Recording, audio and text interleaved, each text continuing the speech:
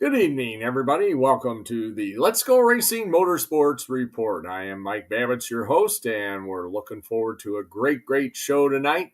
Again, we're going to have a lot of folks joining us, actually not on video.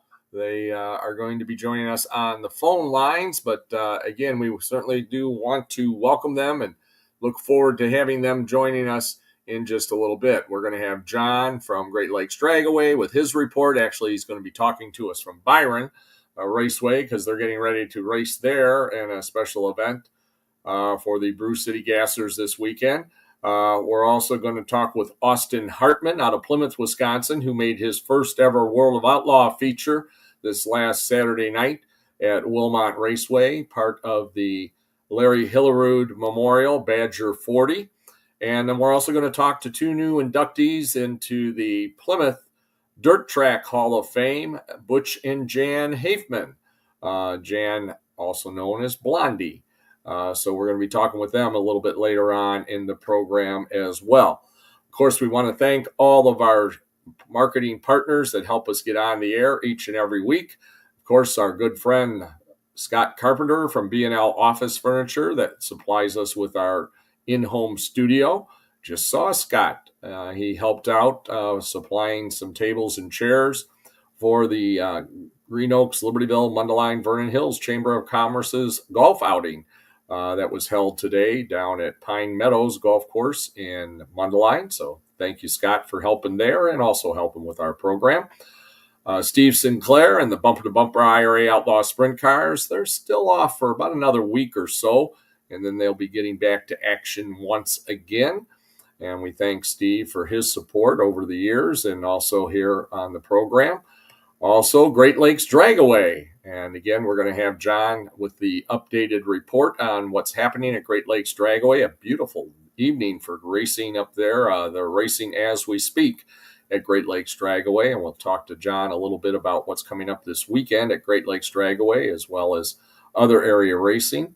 Also want to thank Midwest Motor Coach and Olson Transportation. They provide the transportation for the Lake County Honor Flight.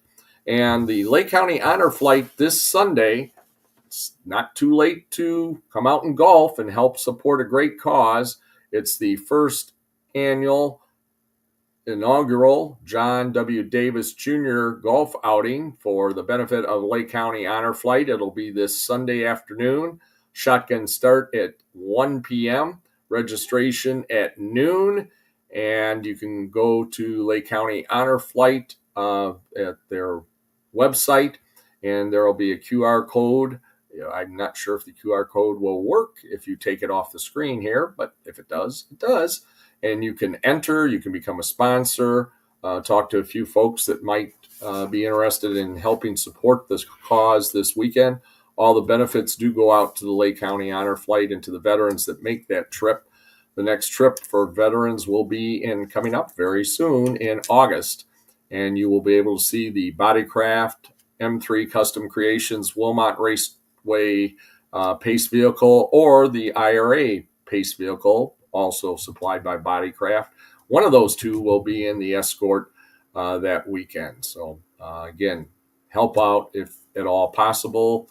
If you can come at the end and bid on some silent auction items, come on down and help support the Lake County Honor Flight this Sunday. Again, 1 o'clock shotgun start, noon registration, and the golfers expected to be concluding their 18 holes at Foss Park Golf Course at right around 4:35ish. So you can just come down for that reception afterwards if you'd like to, and help support the Lake County Honor Flight. Also want to thank Weeby Waxon, also Game Day Men's Health. They have a location in Vernon Hills / Libertyville, and they will be opening one soon in the Kenosha area. And we want to thank them for their support of our program here. Also want to thank some other folks that help us out, of course, each and every week. People Architectural Group. We don't build buildings, we build people. Contact Sarah Missiel. She can help you do your payroll much easier for you. And she can also help out with staffing, and also can check out your latest personnel policy. Make sure it's all up to date with all of the current laws. Also, of course, our good friends from MLS Auto Clinic up there on Highway 50, Eddie and Debbie Boyd. They are now supporters of the Honor Flight, the Wisconsin Honor Flight, Stars and Stripes Honor Flight, and Lake County Honor Flight flag stand at Wilmot Raceway. So check them out. Also, Culver's Frozen Custard, Culver's of Paddock Lake, going to be having another Cruising for Custard coming up on Saturday. I believe it is July the 30th, if I've got my date correct. And that will be up at the Culver's in Paddock Lake from 10:30 in the morning till, I believe, 2 o'clock in the afternoon. So it's open to any kind of a vehicle that would like to cruise in. And also Cheryl McCreary is going to be performing once again, and there will also be a food truck there as well. And hoping to have a lot of race cars and show cars and custom cars and maybe even some motorcycles, all to be on hand on August the 30th up there at Culver's of Paddock Lake. Also want to thank, as I've mentioned before, Nikki Nielsen and her real estate company has now come on board as a marketing partner. And Pink Roofing out of McHenry does a great job, can help you, whether it be a new roof that you want to put on, or Mother Nature has decided that you're going to get a new roof, and they can help you sift through all of the requirements that the insurance company might have, as well as your local permits that you need to get from your village and homeowners association. Reach out to Pink Roofing in McHenry. They can help you out as well. So those are just some of our marketing partners. And again, if you'd like to join us, you can contact me, Michael Babicz at AOL.com, and we can get you involved. We'll also be coming up in September at the Hunt Club of Richmond, another one of our partners. We will be going on the road and doing a program from the Hunt Club of Richmond. So check that out on Route 173 as you're coming in from the east side of Richmond, just before you get in town. It's on the north side of the road. You can stop by there. They are often open. They also have a small kitchen that's available that also serves some great food up, so help support them. That's the Hunt Club of Richmond, which is also a supporter of Tim Cox and his wingless sprint car. So again, we invite you to come on board, help us out, be part. And as we mentioned, of course, one of the biggest ones we want to thank is Scott Carpenter and B&L Office Furniture for supplying us with our in-home studio. He does a great job. Also, I mentioned Bodycraft. Thank Mark and Tony Maglio. And also Impressions Count. Randy, that helps us out, does a lot. He's also gotten involved and is helping out this coming weekend with the Lake County Honor Flights golf outing. So Impressions Count on Main Street in Antioch. Make sure you check that out and tell Randy that you heard about him on the program. Okay, we're now going to shift gears, and Great Lakes Dragway is going to join us. We're going to get to our results from the Larry Hillerud Memorial Badger 40 a little bit later on in the program, just before we get Austin Hartman on. Then he'll be coming on in the latter part of this first segment. But we're going to get John to join us as soon as I call him. almost giving Kent the cue, and I forgot. I'm the one who has to call John this week. So just a little bit different way to do things.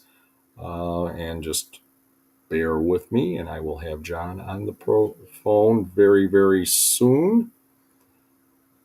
As I mentioned, he's getting ready for racing this weekend. I'm going to put the phone right up here. And if we need it louder, I'm sure that... Hello, Mike. How are you doing? I'm doing good, John, and I'm sure that if everything is all good, we will know that everything is all good.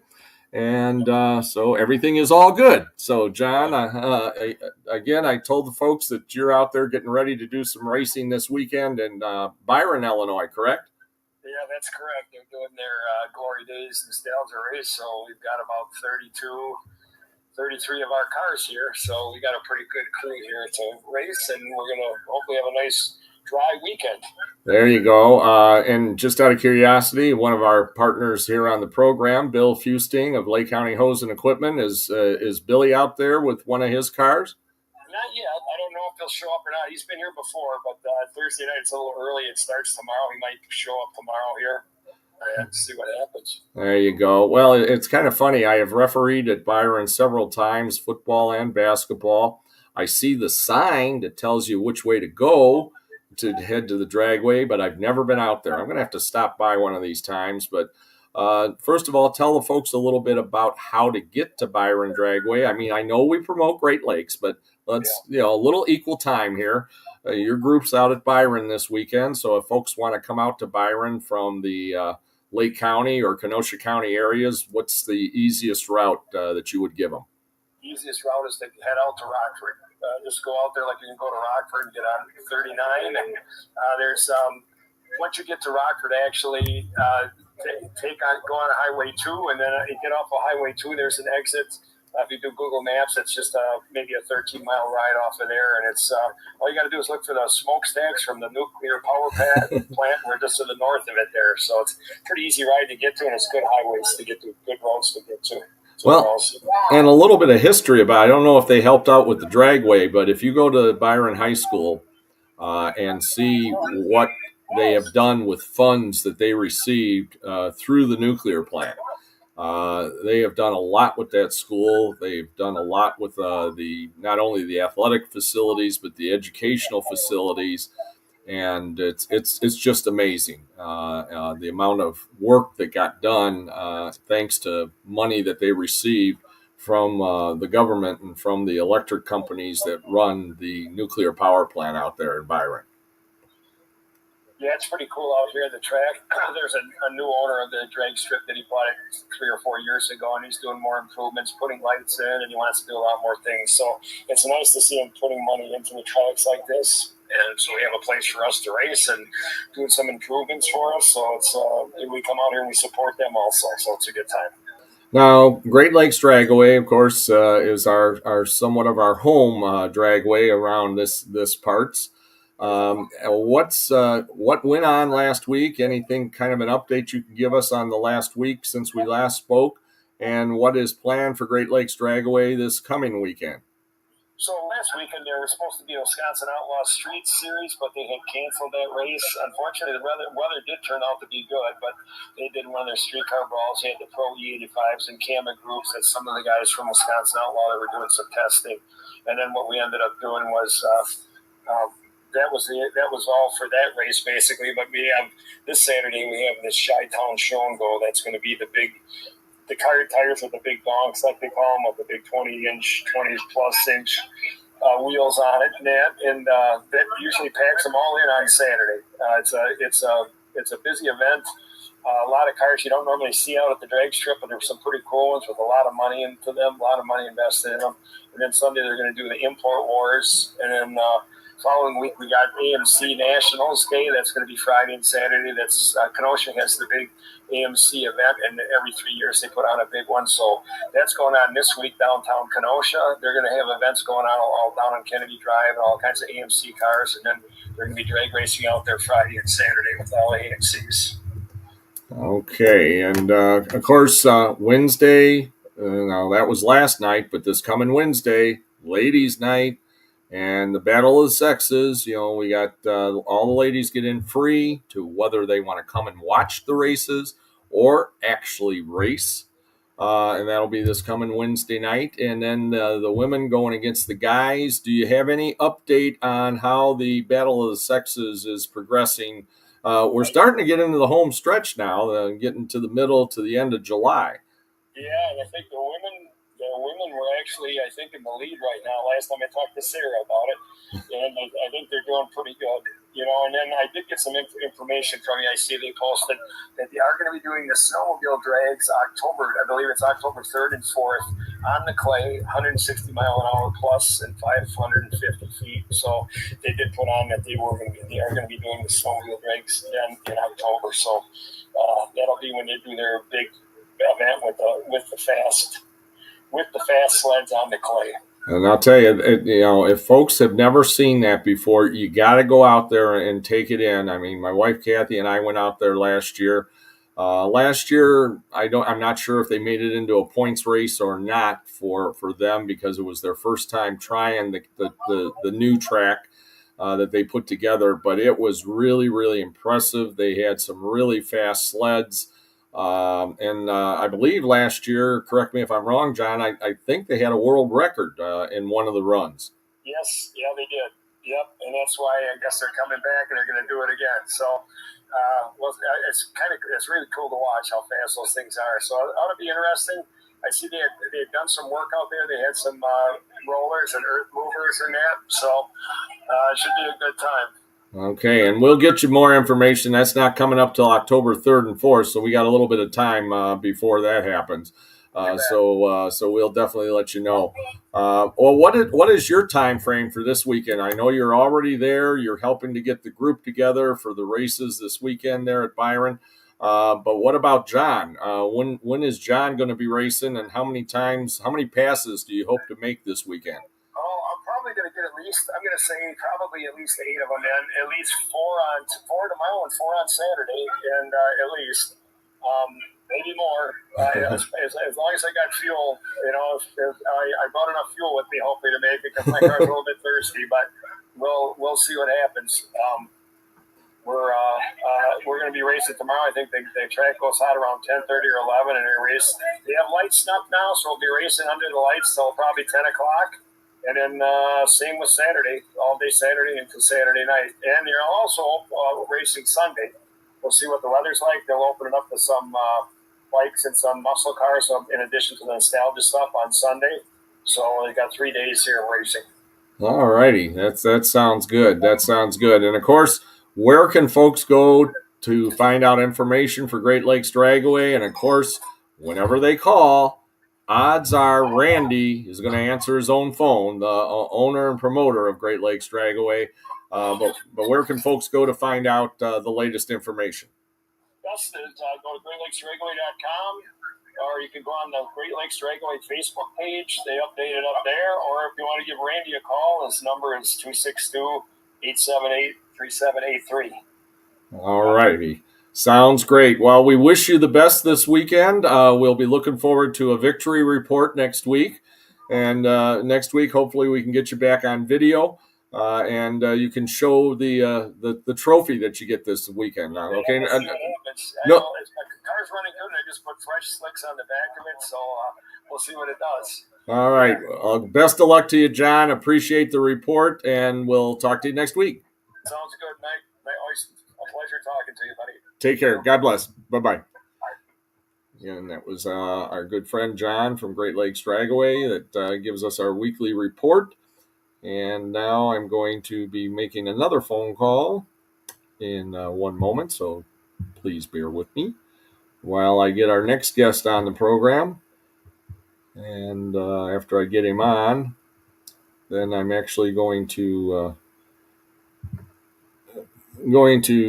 have him kind of stand by because I'm going to be giving a little bit of report on the racing this last weekend at Wilmot Raceway. And right now we're working on getting Austin Hartman on the line. Hello? Hello, Austin. How you doing? Good. How are you? Good. Mike Babicz, Let's Go Racing Motorsports Report here. And if you can bear with me just 1 minute, I'm going to give, while you're on the air, I'm going to give the report on last weekend's racing at Wilmot Raceway. Of course, Friday was washed out thanks to Mother Nature just before everything was going to get started. And I just am really glad that everybody did make the decision to let folks go even before the heavy stuff hit, because I know it was really heavy when I got within about 5 minutes of my house. I could not even see out the windshield. So they safely got everyone out, and I understand the band still played in the new Creekside stage. Building and facility that they've got there at the Wilmot Raceway in Kenosha County Fairgrounds, and folks made the best of it on Friday night.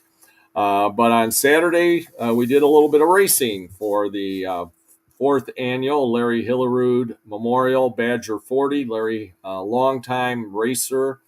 I go back to my Waukegan Speedway days back in the late 1970s when I started working in racing, and Larry was racing what they called a mini champ or mini Indy at that time, and I used to see him run there, and then I saw him run.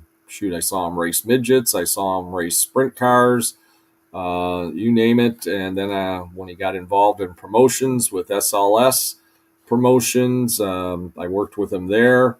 And Larry, just a super, super nice man, and a credit to racing. And when he passed away a few years ago, it was decided, everybody kind of put their heads together and put in the Larry Hillerud Memorial. A lot of his family come each and every year, which is kind of cool. The Victory Lane photos that they have with the family. And so it's just an awesome weekend and event. Of course, like I say, Mother Nature was the big winner last Friday night.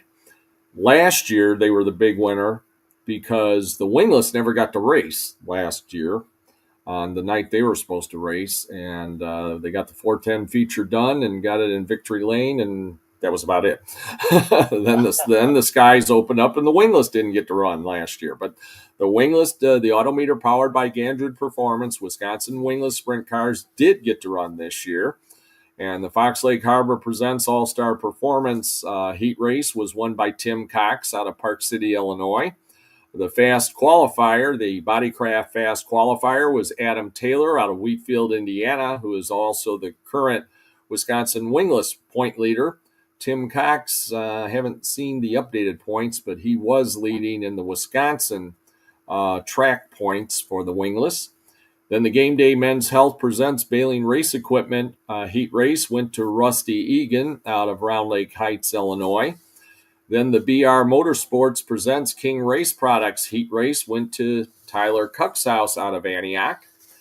And then it was, and I know, Austin, you weren't able to watch much of it. Maybe you were, because I don't know. But you were getting ready for your feature. The wingless feature, the last, probably 10 laps was just unbelievable. Yeah. And if you get a chance, watch the replay on YouTube or, somewhere. It's got to be out there somewhere. I can't rewatch Dirt Vision. I'm sure it's on there. Right. Tyler Cuxhouse took the lead from Adam Taylor, probably with about 3 laps to go. The two of them had done slide jobs back and forth for 2 or 3 laps. And it was unbelievable racing. And then Tyler ended up scoring his first feature win of this year. Adam Taylor finished second by like 0.2 of a second. They crossed almost side by side. Chris Klemko, 2-time champion in the wingless at Wilmot, and a second-generation driver. His late dad, Mike Klemko, a past champ at Wilmot. And Chris also, of course, very involved with the track prep and just the overall promotion of racing at Wilmot. He ended up finishing third. He got that third-place finish on the last lap, and he actually earned the Baling Race Equipment Hard Charger as he improved 9 positions to get that third-place finish. And then in fourth spot, went to the number 17, Bryce Andrews out of Kenosha, and then Greg Alt out of Watertown rounded out the top 5. But yeah, check that out. Go on Dirt Vision, see the replay of the night's action, and if they've got the wingless on there, it's something else. And we are working on getting Tyler on the program. He actually was going to try tonight, but it was kind of cool that he won the feature last week in front of a nice big crowd and the World of Outlaw folks, because his sister was in town from California.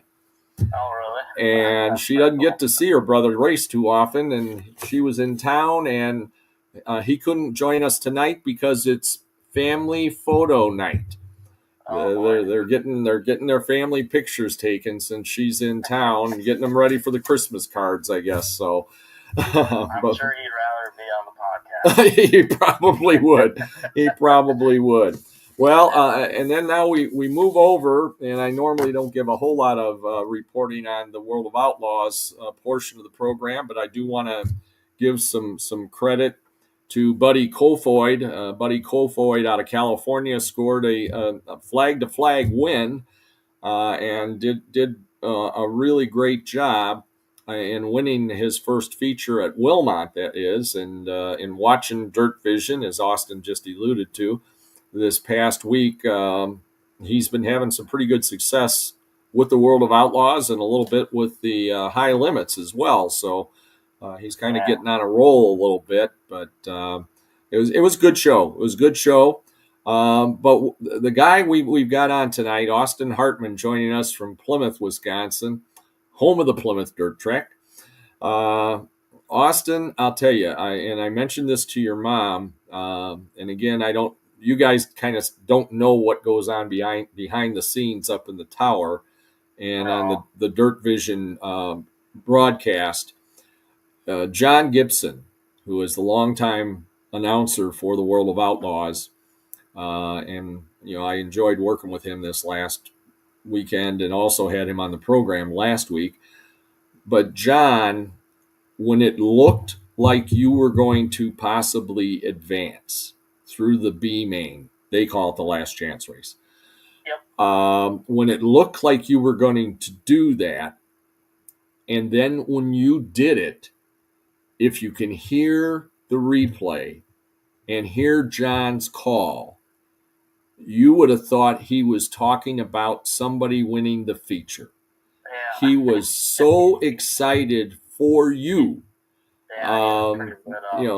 that you made the show. And after having problems earlier in the night, and we'll get to that in a minute, but he actually sent word down to Connor, who was doing the infield reporting. Normally, they don't interview anybody from the last chance race because those people need to get ready for the feature. Yeah. But he got on his radio hookup to Connor down in the infield and said, I want you to interview the number 87. He goes, you need to talk to him. He goes, this is amazing. And just now I'm going to turn it over to you to kind of explain why it was so amazing and what it was like for you, your night, from when you got to Wilmot to when the checkered came out in the feature and you finished on the track of your first World of Outlaw feature. Well, it's not my first World of Outlaw feature. Oh, sorry about that, but no, you're all good. Makes it more dramatic, It sounds like it, yeah. No, we ran Cedar Lake a couple weeks ago with the Outlaws and made both features there. Granted, there wasn't many cars, but no, we've been we actually stayed the night there at Wilmot. We were there for Friday, and when it got canceled, so we went down to this local bar and got dinner, and then came back and went to bed or whatever. And it was Saturday was a pretty relaxed day until it got to engine heat time, and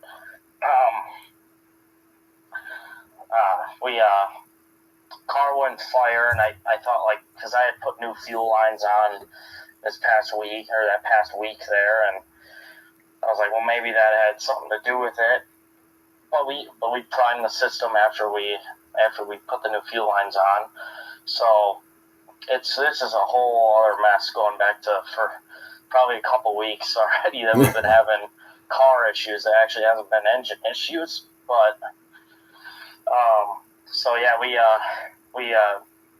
just checked the tank, made sure it was primed, pulled the pump off, and ran the drill on the pump. Made sure that fuel was getting to the nozzles, and we got some fuel to the nozzles, and then when we got to so then we tried to refire again, wouldn't fire. So then went back to the drawing board and pulled a spark plug out. Well, actually, we changed mag boxes. That's basically the generator for the magneto. Generates power, spark, and so we changed the box out, tried to refire again, wouldn't fire. So we come back, and I'm like wondering if it's getting sparks. And then we took a spark plug out and put it in the wire and zip tied it to the cage and pushed me out, and I could see that there was spark on the plug. So I was like, okay, so that eliminates that problem. So then I was really confused. I mean, a part of me was hoping that was going to be an issue, but a part of me wasn't because we didn't have a spare mag along. That's not really something you want to change at the racetrack anyways, but so we went back and we're talking to, I can't think, Jack Goldsberry, that's Jordan Goldsberry's father, and Jim Newman and Bill Rose even came over and gave some advice. There was a whole bunch of people that helped out. So I just wanted to check the fuel filter, make sure I didn't have it in backwards, which 99% positive I was pretty positive that wasn't the issue, and pulled apart, and sure enough that wasn't the issue. But when I pulled it apart, I wasn't getting fuel out. Like normally you take the line off, you get a bunch of fuel comes pouring out, and you got to cap the line. So I'm like, oh, there's the issue. So we don't know if something in that tank was like sucking air and it was getting back and losing the gravity feed that it has normally. So we pulled the tank off, changed tanks, and by that time it's heat race time. So I'm starting 10th in the back of third heat or whatever, and push off, it fires up immediately, and I'm like, oh great. So I'm looking at the engine temp, it's at 105. I'm like, yeah, I can't do this. I can't risk throwing a rod out of a $50,000 engine. So just pulled it off and did the smart decision, not try to be a superhero on a hammered on non-passing racetrack. So pulled off and just got engine heat and didn't have any idea what we were going to do to the car for the B. So I kind of just told the guys, like, I'll just mess with shocks and we'll leave stagger and everything alone. I kind of watched a little bit of, I went up and watched some heat races for the wingless just to get an idea on where the track was at. And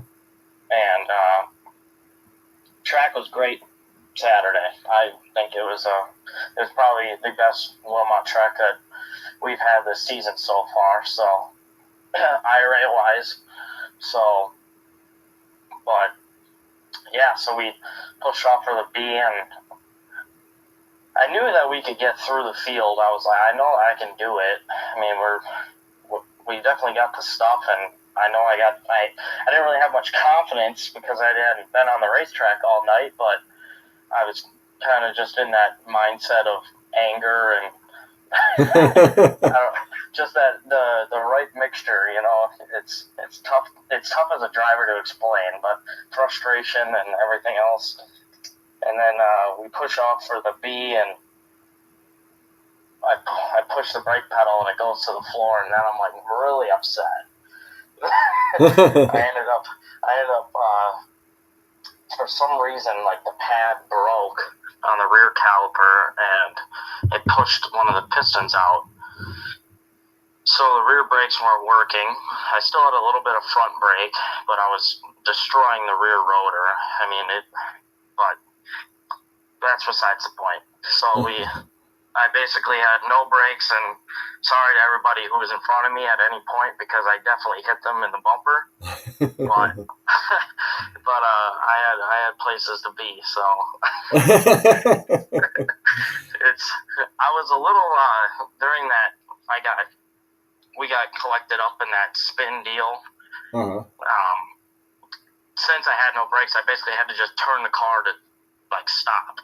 So that was kind of the deal there why I had spun out. But I thought that we might have gotten lucky and they would have put us back in our spot because we were avoiding the wreck in quotations. Because that's normally what the Outlaws do. If you're spinning to avoid a wreck, then you get your spot back. But that wasn't the case. So it is what it is. We just had to come back again. And I think we got pretty lucky. I know I was reeling in, I believe that was Todd King who was battling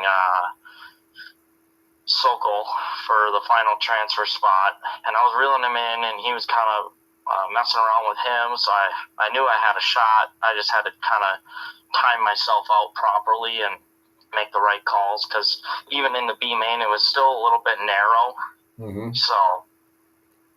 So I really had to be smart about how I was going to do it, or else I was going to leave with a car and a 5-gallon bucket. But I've done it. But yeah, no, we got lucky that he got into him. You know, it sucks for him, but I mean, it helped us out. And I knew I had 2 laps, and I was basically, coming to the green there after that caution, I was planning out in my head what I was going to do. I knew he was kind of running the bottom, but he was entering through the middle, and he was kind of choking the entry. And so I basically had to get a huge run to try and get around him. And for some odd reason, I decided to follow him in 3 and 4 coming to the white flag, and lost ground on him. And I was like, yeah, I can't do that again. So just sailed the top on the last 2 corners. Actually ran into his right rear going into the 3rd corner. I thought I was going to be going for a ride, but luckily I had the left front brake locked up, so it wasn't turning, and it didn't. I don't know how, but it just bumped me off of him. But it was a lot of luck involved in that B main. But I was driving pretty hard there, but it all worked out. Yeah, it worked out. Well, you ended up getting that 6th and final transfer spot. What did you feel like, first of all, in the car when you knew you were advancing, of course, and then they're telling you on the receiver, hey, you need to stop on the front straightaway for an interview. They told me it's not normal, stop for an interview, and they said it's not normal for B-Man. But, man, yeah, that was, when I was passing them coming to the checker there, it was like a sense of relief. I know my guys put Eric Berg-Schultz, he's actually my boss at work, and I'm the boss on the weekend. and then our tire guy, our tire specialist, Ian Schultz, he's a great guy that we've added on last year, and he's been with us now. This is his 2nd year with us, so they work so hard. Every guy who helps out a team out there, they all work hard, and they deserve more than what drivers can give them. And I just wanted to give them a little sense of confidence or hope, and I'm glad I could do that for them because it's very tough. Now, after making the B, and I did point this out to John in the tower, you didn't get credit for the hard charger in the World of Outlaw feature because one of the guys that finished further up improved 5 positions. You also improved 5 positions. So I will give you credit for being the co-hard charger. The World of Outlaws may not officially make you that, but I will make you that because you also improved 5 positions as their hard charger did. Yeah, it was tough passing in there in the feature. The top got really, really ragged, and it was pretty. You had to get up on the wheel, up on the top, and anybody who's raced Wilmot knows when you get in on the corner, it's a little bit tougher to just enter in like any other racetrack. It's a little bit different. And that's why I think a lot of the same guys with Outlaws win there, because they're just good at that style of driving. It's just but yeah, it was. I appreciate the there. That's pretty cool. But yeah, I mean, we were pretty close there to getting 6 cars. I almost had Skylar G there at the last corner. I believe it was him, or it was Nemi. I can't remember, but they're all white. They're both white cars. Well, and I was just going to ask you that. I mean, do you necessarily worry about who it is that you're trying to work around, or you just know, hey, I've got to get the next car that's in front of me, and then I got to get the next car that's in front of him or her, and you just keep working that way? Or is it because you might know how a driver, how their driving style is, or how they run, or you might even have history with them. I mean, I've seen plenty on Dirt Vision in the last couple of weeks. There's some definite history out there. Yeah. Oh yeah. No, I'm glad you asked. Actually, that's a very valid question, because you do run everybody a little bit different. I mean, some guys you gotta squeeze them tight, because the next corner they might try and get you back, and it might not be clean. Mm-hmm. I mean, I could name off names, but I won't. But I try to race everybody clean. I mean, if I do somebody wrong, I'll be the first person over there to apologize. But that's definitely something. I mean, if you could trust a guy that you're racing against, and you know he's not going to race you dirty, then you can have some fun, and you can exchange slot jobs or run each other close. That's always fun to have confidence in who you're racing against. But yeah, some guys it's like I have this saying, it's like racing against darts with no fletchings. There you go. You don't know where they're going. Yeah. Well, and again, I mean, this is, and I'm glad we're having this talk. This is, first time I've been able to get you on my program here. Tell our listeners and our viewers out there a little bit about Austin Hartman's racing background. How did you get started, and who gets you to the racetrack each and every week? You named off some of your crew already, but any other family members or that help out, and those all important marketing partners? Yeah, absolutely. So it's kind of it's a weird story, kind of. I'm glad it happened the way it did, but it's definitely a little unorthodox. My family was always into racing, and we always traveled around with teams such as either Todd King, or we raced a lot with like TJ Litkey up at Plymouth. Just a couple of names there, and then once I got into my teenage years, like 13, 14-ish, I started like actually getting involved in it with Kurt Davis and his son Tyler. And I always wanted to get into a sprint car. Like, that was my end-all dream. Like, I wanted to do it. I was going to make it happen some way, somehow. When I was younger, I ran go-karts around Ken J. Fiedler's yard, and my dad wanted to get me in one of those quarter midget, or what are those things, QRC karts or whatever. Mm-hmm. But Mom turned that down, ironically. But so that didn't happen. So then it was kind of just, that all halted there. And I was probably 8 years old or 9 years old, and so then I got to 18, decided like every other 18-year-old guy, boy, whatever, I was going to move out. Moved in with a couple buddies. And 19, I was either going to buy a 69 Camaro project car, or I was going to buy a sprint car chassis. Well, I'll tell you what, the Camaro would have been a hell of a lot cheaper. I mean, a lot less headaches. I mean, I can't even begin to explain. But yeah, there I was going to buy a sprint car chassis and put it together with my buddies. Me and my one friend back in the day, like 2020, we put our money together to buy a motor, went 360 racing. And that 2020, and then we ran that PDTR points and the MSA 360 points. We got Rookie of the Year in both that year, and then 2021 was kind of a weird year. Ran about half the season, wrecked about every piece of equipment that I had,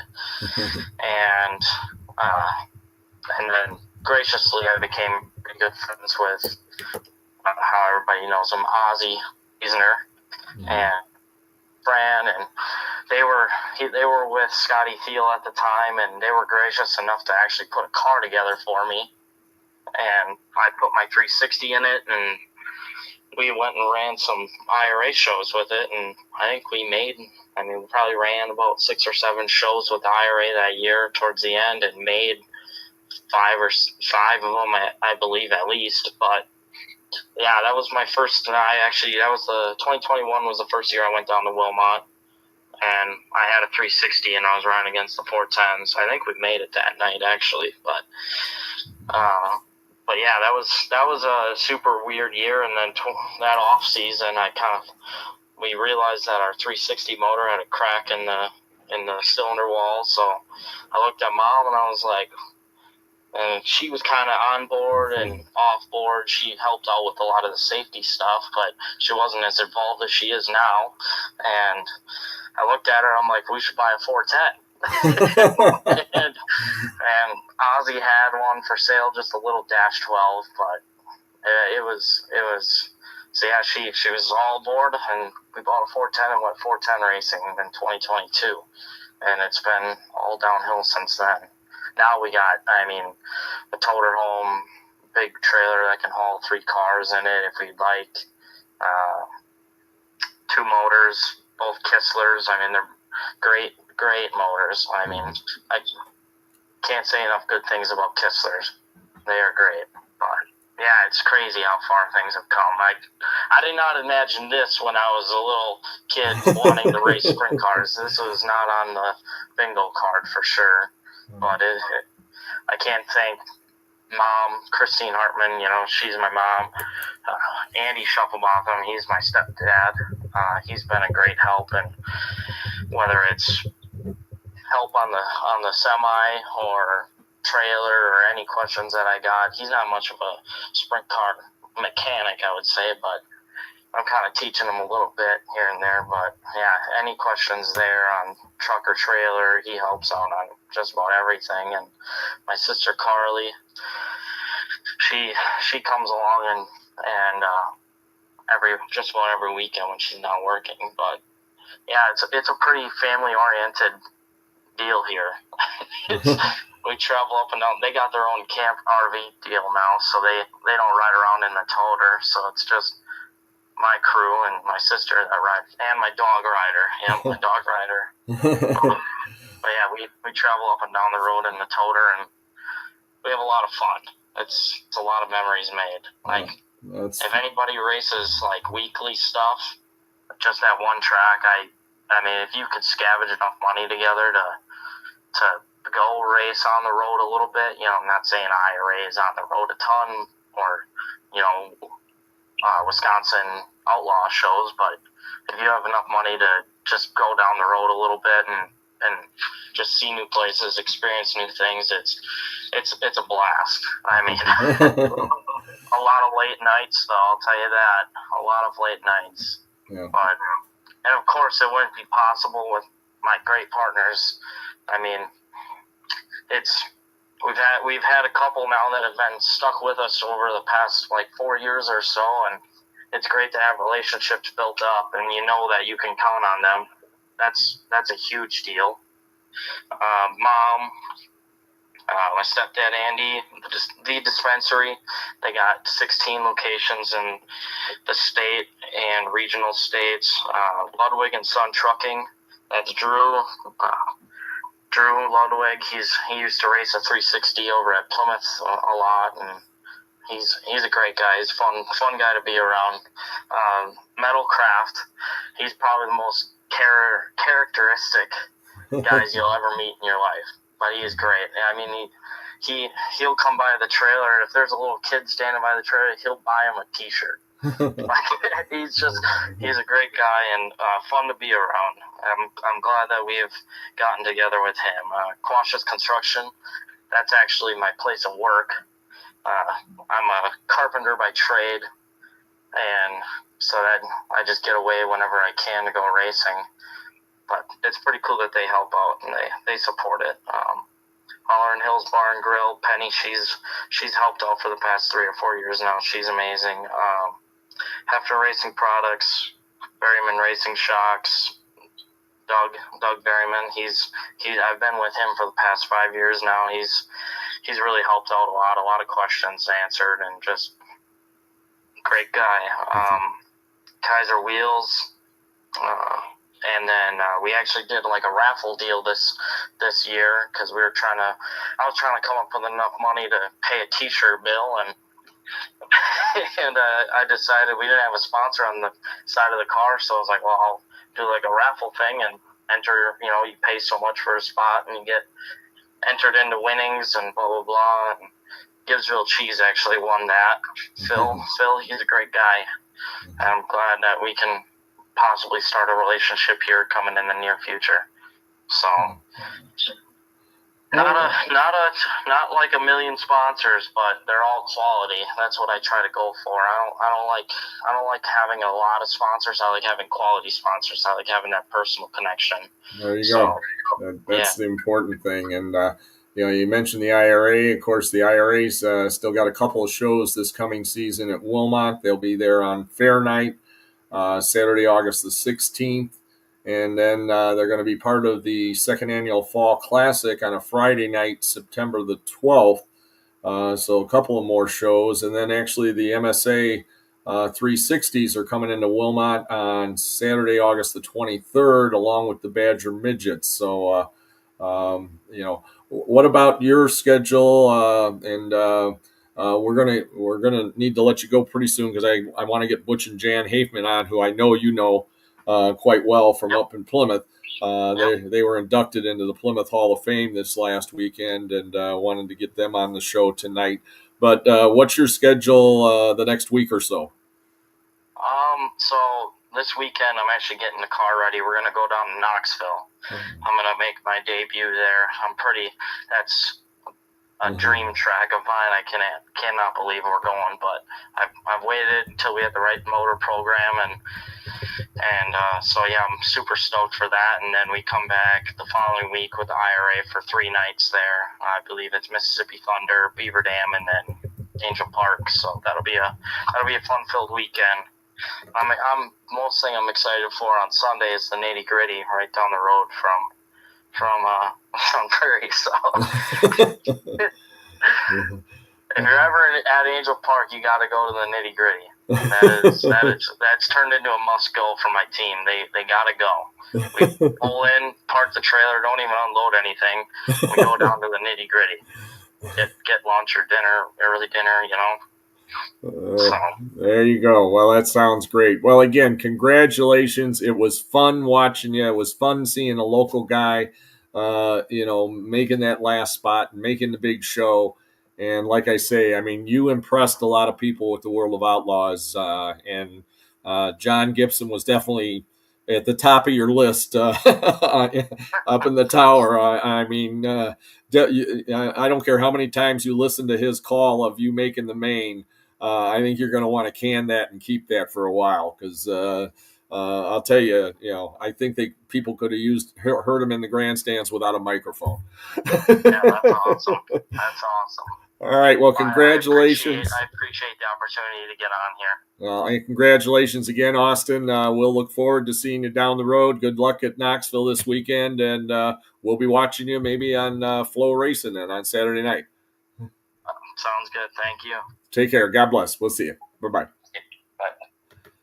Again, that was Austin Hartman, who made the World of Outlaw feature on the last lap, last turn. And we want to get them on real quick here because I definitely did not want to not have them on tonight. Butch and Jan Hafman making the sprint car, or not the sprint car, the track Hall of Fame up in up in Plymouth, Wisconsin. And as soon as I find Jan, there she is. And I'm calling them now. And while the phone is ringing, I also want to thank Impressions Count, mentioned that, Jack's Helmets, A-Main Apparel and Diecast, John Hatterline, Attorney at Law, 5-Star Race Car Bodies, and Goodwin Performance, and Fox Lake Harbor, Whitmore's Towing and Recovery, Force One Performance, NBJ Irwin, and Cabins on the Lake up there in Friendship, Wisconsin, and my granddaughter, Kaylee Burns, that takes care of Grandpa's hair. And I think I mentioned John Hatterline, Attorney at Law, and 5-Star Race Car Bodies. And joining us on the phone line now is Butch and Jan Hafman. I know we don't have a lot of time left. Don't know if you were able to listen. Austin Hartman, great story, making the show on the last lap, last turn of the last chance race last Saturday night with the Larry Hillerud Memorial. And Butch and Jan, welcome to the program. I know you couldn't be there last week to watch that happen. Hopefully you've been able to catch some video of it, because it was quite a move by Austin, who got his start up there by you folks. But congratulations to you on being inducted into the Hall of Fame. Thank you. And is Butch there too? He is. Yes, I am. Okay, we can hear you both. Well, like I say, we don't. I apologize. We don't have a lot of time here. We'll get you on a future program. But Butch, your thoughts and your feelings about being selected to the Hall of Fame and going in last Saturday night up there at Plymouth. You know, Mike, it's pretty awesome because, like I said, it's 50 years for me. And it's kind of funny, you know, because when I started, you know, you could buy a coupe modified, like I did, for $500. Bought a trailer from Russ Walden for $150, and I had a old truck for $750. And I went to Shopko and bought a helmet and goggles and put a bandana on. You had to have white pants on. and here I am, a kid at 18 years old, out there racing, having a lot of fun. Well, and I know you're still having a lot of fun. And Jan, Yes, I am. how did you? I guess you get to tell the inside story. How did you and Butch meet, and how did you end up sticking with this guy now all these years? Well, we used to work together, and to be honest, I always was kind of a car fanatic, you know, even kind of in my tomboy days. So when he told me he raced, I kind of thought, yeah, right. You know, well, and he took me to the races, and I was hooked. So there you go. Well, and again now, Jan, what do you do with regards to racing now? And then Butch, I'm going to get to you. And just so you guys know, and again, I apologize, but it's just Austin had a pretty good story. and it took a while, but you know, tell us a little bit about what you do at the racetrack now. Well, at Plymouth, I do the lineups every week, and then if somebody needs to scratch, they need to come see me, and I call it up to the tower. And I also work at Slinger Speedway in the pit shack, so that's probably where a lot of people would know me from, would be probably there. And Butch, I know you raced a lot of years. I got to call some of your races, and you used to bring your cars down and take some of the top honors at the Let's Go Racing Motorsports shows over the years. But what are you doing now? I send the cars out. I like to keep the program going. Even when Stephen Clare and the RA up there, I do all the sending out the cars, you know. My job is I really push the show. It's for the fans, you know. I really think they deserve it, you know. I kind of want to get the show done like any other track, you know, before 10 o'clock. We got a curfew at 11, but I'd still like to get the show done by 10. There you go. Well, and we're going to start off with you, Butch. I started with Jan. So anybody you want to thank getting into the Hall of Fame? And again, we got about a minute left. My producer's going to hit me on the head here pretty soon. Basically, the board, you know, everybody is really fun to work with on that board. I'd like, we both like to thank them. Anybody else you'd like to thank, or anyone who helped sponsor it? We started with nothing, and we're always looking for donations for our Wall of Fame. So without them, we wouldn't be as far as what we are. So it looks good. Another thing me and you, Mike, got to work on, I like to get in at Hartford. Well, we're working on it. We're working on it. Okay. We're working on that one. There's a few other, Scotty Niels, Scotty Neitzel belongs in there too. But I totally agree with that. Supposedly we heard a birdie told me that the announcement is going to probably be coming in the next couple of weeks of who did make it. So for this year's class, so we'll just have to hear and hopefully Harry Neitzel made it, and we'll see who else. Well, again, we're going to get you guys back on, and I'll get you on earlier in the show.